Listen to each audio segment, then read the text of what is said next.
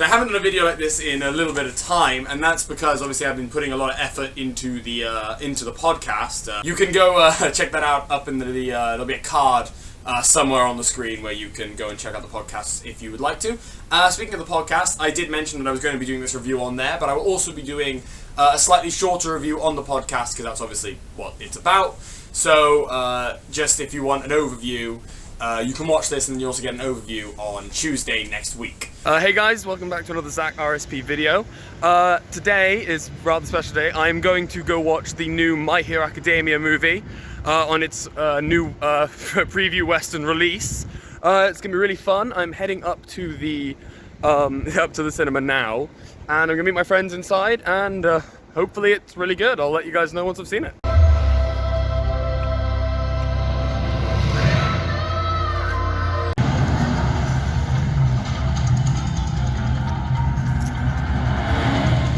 Okay, so I just got out of the cinema. I haven't watched the movie, and oh my god, it was so absolutely amazing. I'll give you like the full review when I get back. Just so this movie is like off the walls bonkers. Might be including this. This is my man Shamar. He watched the film with me. First impressions, what do you think? Absolutely amazing. Highly recommend it. It's sick, wasn't it? Like that fight at the end. Oh, like if you it could have been better. It literally couldn't have been better. No, it couldn't have. If you've seen My Hero Academia, you know they got some good fights. So good, honestly, it's brilliant. Okay, so it's the next day. I have let it take a little bit of time to get over the movie. Well, not get over the movie, but I always think it's best when you are reviewing something that you are very excited for to maybe leave it a day or so, just to let the adrenaline out of your system, and just to just to make sure that your emotions are less of a heightened state. Because when you go and see a movie that you're really excited for, no matter what the outcome, you're going to come out of it with some very intense emotions. You're going to be very happy, very disappointed. So it's better just to let those sort of flush out of your system before you give a good, honest review of a movie. So just, it's been a day and I've calmed down, the adrenaline's gone, and I'm ready to give a decent review. So obviously I went and watched the new My Hero Academia movie, My Hero Academia Heroes Rising, and here's a clip of it for you now. I'll have to kill you if you're in the way. My hero. The Hero Work Recommendation Project. You'll be stationed here, on Nabu Island in southern Japan. While you're there, you'll be completely on your own. No teachers to help you or pros to back you up. This isn't an internship or a work study. We're talking about the real thing. And I'm sure we can continue to count on you. I'm on the way. What kind of hero would you want to be? I'd want to be a super strong one who could beat up villains. Oh, come on, there aren't any villains on this island. Playtime is over. I finally found it. Our dream will become a reality. The new world that we fought to build. I can almost see it. The strong will lord over the weak in my utopia. Power will be the only factor that matters. One for all. 100%! If I can't protect those two, then I can't call myself a hero! This is a race against time. We're the only heroes on this island. We're the only ones who can save the people here. We're gonna kick the crap out of these losers.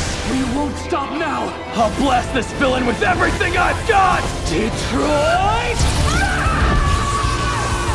So, the movie. First of all, I loved it. It was amazing. It was a great movie. I obviously am a big fan of My Hero Academia, so I am biased. So, you know, maybe take what I say with a pinch of salt, but I think the movie was brilliant. I really, really, really enjoyed it. Some of the highlights of the movie, without spoiling anything, it is set in between seasons 4 and 5. So there is a little bit of, like, when you watch the movie, because obviously season 4 hasn't fully out yet, so when you watch the movie, they do try very hard to not show you anything that you haven't seen yet in season 4. Which is very hard, because I'm assuming they were making this movie right as season 4 was planned. So obviously a few things haven't made it into the season yet, or a few things they were planning on haven't got in. But they did a very good job of making it so that anything that you haven't seen up to the most recent episode of season 4, you haven't missed out on anything. So again, without spoiling the movie, it was brilliant. I really enjoyed it. The One of my main things with the movie, though, I did see it in a dub. That was an accident. It was just the only one they had going on at the time. I would have much preferred to see it in a sub, but that's neither here nor there. One thing that did get me, though, there were a couple of instances where the characters felt just a little bit flat. The movie itself was brilliant, and it's just sometimes the characters, they just weren't who you find them to be in the anime, and maybe that was just because of the dubbing, because obviously I feel that when something's dubbed, you lose a bit at something, because you haven't got the original voice acting or the original emotion, but I don't know, just some of the characters felt a little bit two-dimensional at some points. The main character, Midoriya, or Deku, you know, some of the things that he said, they just weren't in keeping with his character. I mean, don't get me wrong, he's an amazing character, and a lot of things he did were, but just a few things kind of got me there. But they didn't reduce the overall enjoyment of the movie itself. It was something that I really, really enjoyed, and something that I definitely would go and see again in a sub this time to see if they do bring back some of the emotion. Some of the best bits, some of the really best bits, is they put a lot of effort into the fight scenes. And I was talking to my friends, and he was saying that when you watch the Season 2, there's an amazing fight scene at the end of Season 2 between All Might and One For All, and it's every time he's watched what is meant to be a big, spectacular fight after that, he's felt that, you know, nothing's been able to top it. Now, I don't really compare them together, but I know that is something that some people do, and nothing's able to top. I think that this fight has actually been one to be able to top that one. It's so amazing. The end fight is so brilliant, and you can tell when 90% of the budget has gone into it, because it's just so spectacular. All the punches feel heavy, and all of the hits feel like they hurt, and they're animated characters, but there's real human emotion behind those eyes that they've drawn. So it's something really to take into account, is that this fight scene in this movie could be one to top the main series fight scenes, and that's something that usually movies don't have that edge on them, but this one definitely has had that, you know, level to it. What else has there been? Well, there was some amazing villains in it. I'm going to give you that one for free. The villains were actually brilliant, and it's difficult to find a well thought out villain, because giving the villain the basic backstory to make them the villain it can either be really, you know, shallow, or it can be too deep and hard to get into. It can be not in keeping with the overall tone of the story. But there were 4 villains in this, 4 main villains, and then obviously they do allude to the League of Villains, which is the main bad guys in the series. But the new villains they introduced, the movie exclusive ones, they were very good. They were very exciting villains, and it was fun to watch them because they had a level of intricacy to them. They had something that was, you know, more than just your average villain, and I've come to expect that from My Hero. Because all of the villains they do, they are amazing villains. There's not a single villain in that show that I wouldn't say is having such a deep, rich, you know, feeling to them that you can't enjoy watching them even when they win. And you know, that's not what's supposed to happen. It's something that you can definitely resonate with. And when they lose, you can feel a great sense of pride that the heroes did beat them. So having great villains in it is something that can definitely enhance a movie or a series in general, and this series definitely had the great villains that it needs to be enhanced, and to enhance the viewer experience, and to enhance the, you know, the watcher, and even the casual viewer could enjoy these guys, and that's something that I give a lot of emphasis behind. It's when a movie that is so tied into a series that even a casual viewer can enjoy it. I mean, yet even a casual viewer can enjoy it. I can't speak. It's something that you feel very strongly towards, because it gets people into the series. Like, people will see the trailer for the movie, they want to watch the movie. Oh no, I've got to watch the series. The series catches them. The movie is amazing. Even if they just straight up watch the movie, not everything. It explains a lot in the movie, so not everything would go over their head, and then they go back and watch the series to gain the bits they missed. It's that level of growth to the characters, but also pandering to the hardcore viewers, and then also pandering to the casual viewers or the new watchers. You know, it's that kind of movie, and that is I give it an award for that, because it did it so spectacularly well.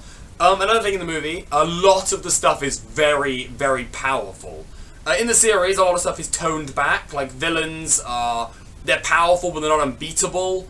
Quirks have drawbacks, like Deku breaks his arms when he tries to use his full quirk.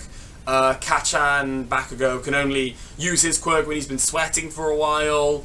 Todoroki, he freezes if he tries to use his ice for too long and burns up if he uses his fire for too long.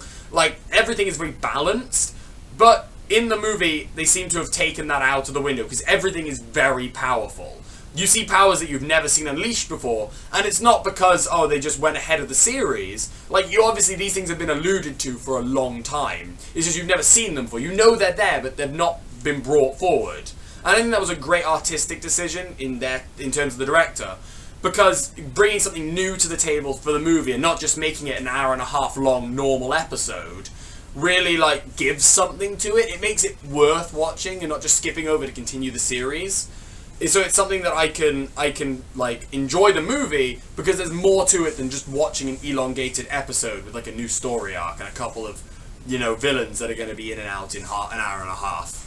But the overpower doesn't just extend to the heroes, it also extends to the villains. Like, the villains are very powerful in this movie, the main villains that have been added. They are very strong, and I was with my friends watching this, and I commented on that as well. It was, the villains are incredibly strong villains. They're not the kind of weak villains are because they're kids. We'll throw a couple of weak villains at them so they can defeat them, and it's like, how do you like, no, these characters put in like effort to defeat these villains, and you can tell from the first fight where Deku meets the main villain, you can tell there is tension, there is a lot of like heated battle that is going on, and there is a lot of stuff that's going to truly affect the characters and their mentalities and, you know, who they are and how they act and stuff like that, and the villains are going to break them, and then in turn the heroes are going to break the villains. And you can tell that from the moment you start the series. When you see the villain, you see the first fight scene, it's like, this is going to be powerful, but it's going to be majestic and it's going to be great. And that's my final piece on the movie, I think. I think it's just a great movie. No matter what you watch it in, whether you're a casual viewer, hardcore viewer, new viewer, whether you like subs or dubs, and, you know, whether you enjoy resonating with the villains or the heroes, this movie is great. And it's something that you can genuinely sit and enjoy watching. Like, I know that I enjoyed watching it with my friends. And I know I would have enjoyed watching it on my own if it had come to that. But I know that I could then go again and watch it on my own and still enjoy it, even though I have seen it with people. Like, it's not something that's you have to be able to poke fun at to enjoy. It's something that you can genuinely sit back and gawk at in awe. Like, if you do get the chance to watch this movie, definitely go for it. It'll be on streaming sites soon, I'm assuming. Pretty much as soon as it leaves the cinema. That stuff always, like on anime streaming sites like Crunchyroll. Like, you should definitely watch the movie. That's my main point for this, is watch this movie. It's amazing. And I think even if you're a casual viewer, it's worth watching. Someone who doesn't usually watch anime movies, it's definitely worth going to look at. And it's going to watch and going to gain the story and gain that extra level of depth you feel for the characters. Anyway guys, that's it for this video. Thank you very much for watching, if it is your first time watching. And thank you very much for watching, even if it isn't. Your viewership is always very much appreciated. And there's nothing left for me to say, but I will see all of you in the next one. Goodbye.